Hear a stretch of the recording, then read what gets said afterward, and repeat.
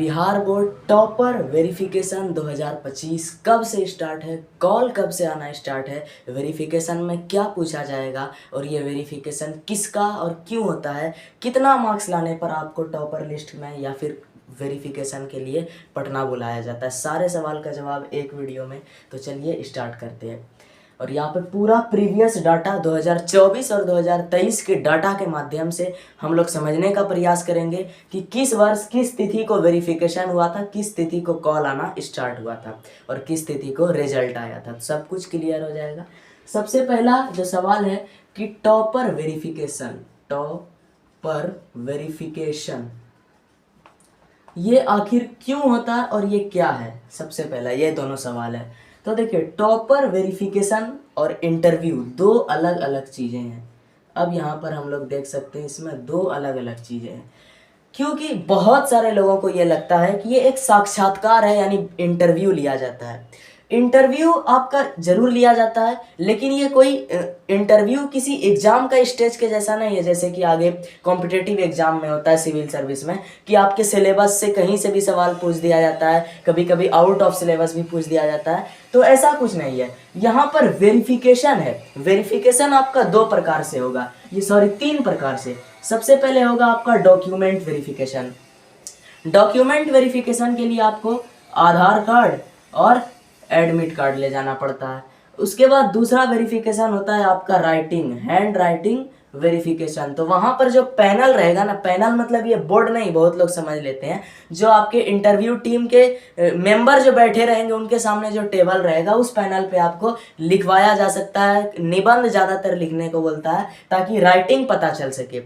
और तीसरा चीज क्या वेरीफाई किया जाता है, वो वेरीफाई किया जाता है आपके आंसर में जो आपने लिखा क्या वो आप ही हैं। मतलब कहने का मतलब कि क्या जो पेपर आप एग्जाम में लिख के आए हैं वो आप ही ने लिखा या किसी दूसरे ने पेपर लिख दिया। सिर्फ एक मकसद है बिहार बोर्ड का, पेपर आपने लिखा कि दूसरे ने, और कोई उसका मकसद नहीं कि आउट ऑफ सिलेबस सवाल पूछेगा या बुक के बीच बीच से पूछ देगा, ऐसा कुछ नहीं।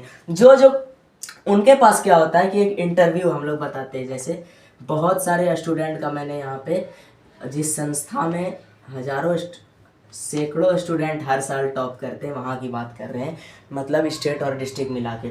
सबसे पहले एक बोर्ड ऑफिस है, मान ली गेट पे, यहाँ पर एंट्री कीजिएगा।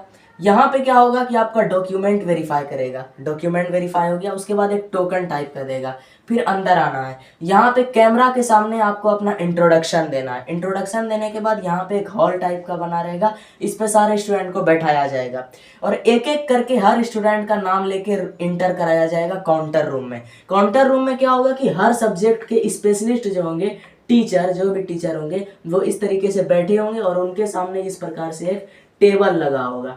टेबल के सामने एक चेयर लगा होगा, इस चेयर पे आपको बैठ जाना है और यहीं पर से वो आपसे, उनके टेबल पे क्या होगा कि आपकी हर सब्जेक्ट की आंसर की कॉपी रखी होगी।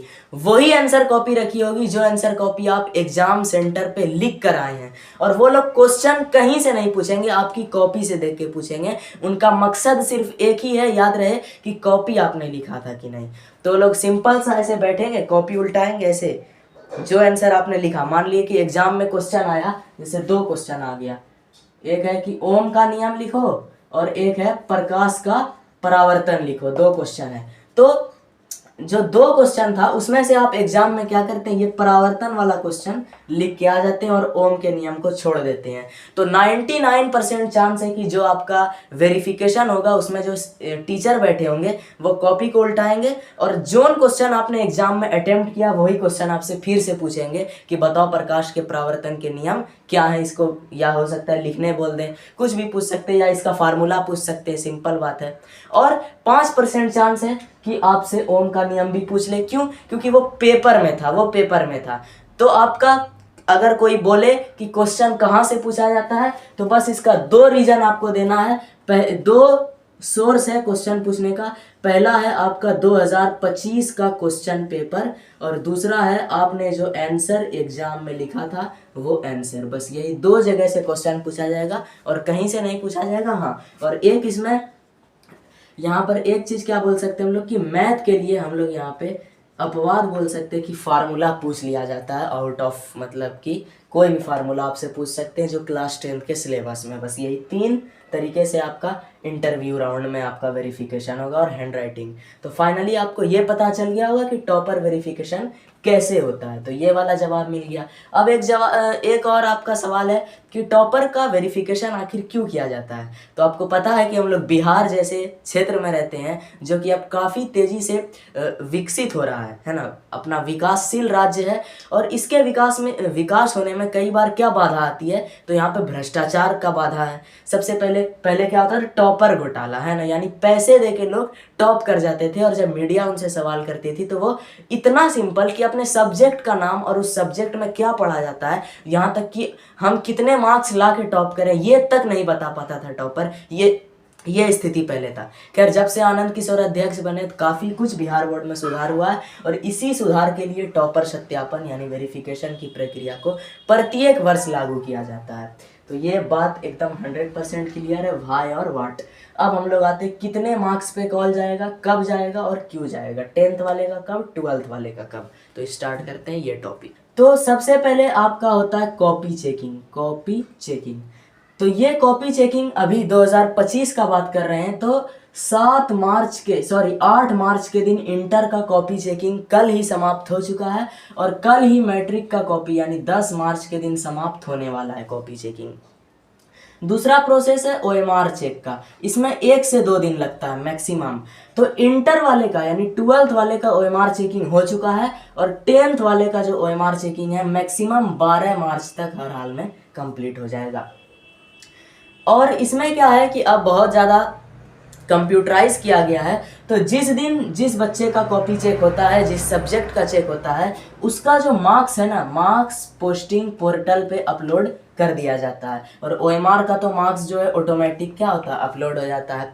तो कोई भी मार्कशीट या रिजल्ट बनाने के लिए अलग से टाइम मैनुअली नहीं लगने वाला। अब जिस दिन कॉपी चेक हुआ उस दिन उस सब्जेक्ट का रिजल्ट भी बनते जा रहा है, OMR चेक हो रहा है, उसका भी मार्क्स जुड़ रहा है, तो रिजल्ट समझ ली तैयार है। तो अब बचा क्या, तो अब बचा कि वो जब रिजल्ट बन जाता है तो बिहार बोर्ड देखता है कि पूरे राज्य में अधिकतम टॉप 20 स्टूडेंट कौन है। अब टॉप 20 का ये मतलब बिल्कुल नहीं है कि 20 बच्चा, इसमें लगभग 100 से लेके 200 या कभी कभी 300 के बीच में भी बच्चा हो सकता है। 100 से 300 बच्चा ऐसा होता है जो टॉप 20 के लिए होता है। इन सभी टॉप 20 की कॉपी को बिहार बोर्ड अलग अलग मूल्यांकन केंद्रों यानी इवोल्यूशन सेंटर से अपने कार्यालय यानी बिहार बोर्ड के ऑफिस पटना बुलाता है। किनको, बच्चे को नहीं, पहले बुलाएगा कॉपी को। कॉपी बुलाने के बाद विषय विशेषज्ञों यानी सब्जेक्ट स्पेशलिस्ट से उस कॉपी की, जितने भी सब्जेक्ट के स्पेशलिस्ट होते हैं उनसे कॉपी की दोबारा सेकंड राउंड में क्या करता है, चेकिंग करता है। कॉपी चेकिंग करने के बाद अगर पता चलता है कि नहीं कॉपी सच में बच्चे की मेधा है यानी कि मेरिट में आना चाहिए, टॉप 20 में आना चाहिए, तब उन टॉप 20 स्टूडेंट के नाम का एक लिस्ट बनाया जाता है और उस लिस्ट से क्या होता है कि उसी बच्चे के मोबाइल नंबर या तो स्कूल वाले नंबर पे कॉल किया जाता है। ये हो गया। अब ये लिस्ट कितने मार्क्स वालों की बनती है, तो बात करते हैं पिछले साल के डेटा के अनुसार। देखिए 12th में थोड़ा कट ऑफ कम जाता है, 10th में कंपटीशन बहुत हाई है। तो 10th में अगर हम लोग बात करें 2023 की, तो 2023 में 10th की जो टॉपर वेरिफिकेशन के लिए कॉल गया था वो हर हाल में 465 से अधिक नंबर लाने वाले बच्चे को गया था। और बात करें पूरे बिहार में टॉप 10 में कितने नंबर के बच्चे शामिल हो रहे थे, तो लगभग वही है कि 477 से प्लस जिसका नंबर था वो 2023 में टॉप 10 की लिस्ट में शामिल हुआ था और टॉप 1 वाले का नंबर 489 था, ये जान लेना है। अब बात करते हैं हम लोग 2024 की। 2024 में क्या हुआ कि जिन छात्रों का नंबर 469 से अधिक है, केवल और केवल उसी बच्चे को इंटरव्यू यानी वेरिफिकेशन का कॉल गया था। और टॉप 10 की बात करें तो टॉप 10 में इस बार 469 नंबर से बच्चे शामिल हुए थे और रैंक 1 की बात करें तो 489 नंबर पे रैंक 1 था। इसके अलावा एक चीज और ध्यान देने वाली बात है कि 2023 में टॉप 10 में टोटल 91 बच्चे शामिल थे, जबकि 2024 में केवल और केवल 51 बच्चे ही टॉप 10 में अपनी जगह बना पाए थे। तो यहाँ पर इतना जो है 40 नंबर का 40 40 बच्चों को छांट दिया गया था 2024 में वेरिफिकेशन के बाद। तो ये हो गया। अब कॉल के डेट की बात करें तो 10th, अब दो ये पहले 12th का ही जान लेते हैं क्या इससे 10th, क्योंकि 12th पहले आता है ना। तो पिछले बार देखिए 12th का क्या हुआ था कि 19 मार्च से वेरिफिकेशन स्टार्ट हुआ था 2024 में, और रिजल्ट किस दिन जारी हुआ था, तो रिजल्ट 23 तारीख को जारी हुआ था। अब जब 23 तारीख को रिजल्ट जारी हुआ तो इंटर के रिजल्ट जारी होने के जस्ट अगले दिन यानी 24 मार्च के दिन से मैट्रिक वाले बच्चे को कॉल आना शुरू हो गया। इंटरव्यू नहीं, सिर्फ कॉल आया, और उनको जो डेट दिया गया उस डेट के अनुसार मैट्रिक वाले बच्चे का जो वेरिफिकेशन चला वो 27 और 28 और थोड़ा सा 29, तो 3 दिन मैट्रिक का वेरिफिकेशन 2024 में हुआ था। 27 मार्च, 28 मार्च और 29 मार्च, और मैट्रिक का रिजल्ट पिछले बार भी 31 मार्च को आ गया था। तो ये तो पिछले साल का डाटा हो गया। अब इससे हमको क्या सीखना चाहिए, तो वो जल्दी से अब टॉपिक बदलते हैं हम लोग कि 2025 में कितने मार्क्स पे कॉल आएगा, किस दिन आएगा और कब रिजल्ट आएगा। देखिए 8 मार्च के दिन 12th वाले का कॉपी चेक हुआ और इसी दिन तक OMR शीट भी चेक कर लिया गया उन लोग का, यानी 12th का रिजल्ट एकदम फाइनल है। बात करें हम लोग मैट्रिक का, तो कल 10 मार्च के दिन मैट्रिक का कॉपी हर हाल में चेक हो जाएगा, और ज़्यादा से ज़्यादा 12 मार्च होते होते 10th वाले का OMR शीट भी चेक हो जाएगा, यानी 12 मार्च तक 10th का भी रिजल्ट तैयार है। अब कुछ नहीं बचा, अब जो काम बचा वो देखिए क्या होगा।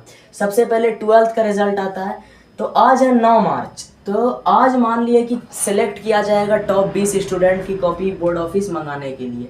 तो कल 10 मार्च से क्या होगा, 10 मार्च तक या 10 मार्च से 11 मार्च तक जितनी भी कॉपी है ना टॉप 20 स्टूडेंट जो भी सिलेक्ट होगा उसका Patna board office, Bihar board के ऑफिस में मंगा लिया जाएगा।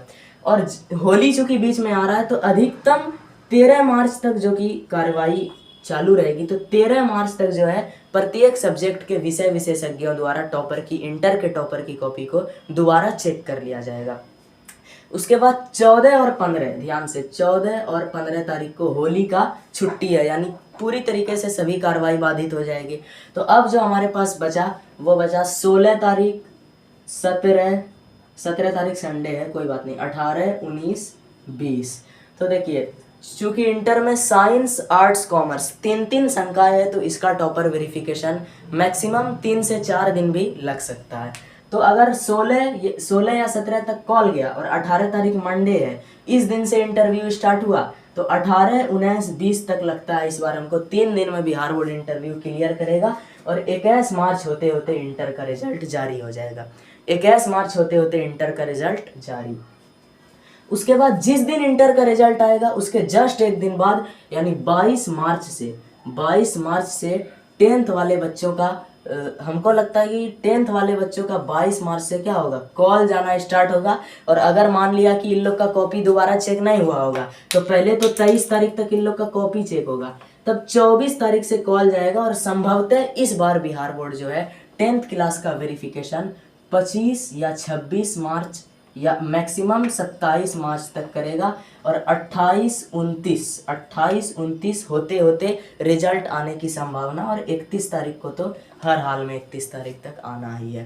तो यही पूरा एकदम सटीक एक्यूरेट जानकारी है, किसी भी प्रकार का कोई भी यहाँ पे एक एक डे बाय डे हम लोग बताएं किस दिन संडे है, किस दिन फेस्टिवल है।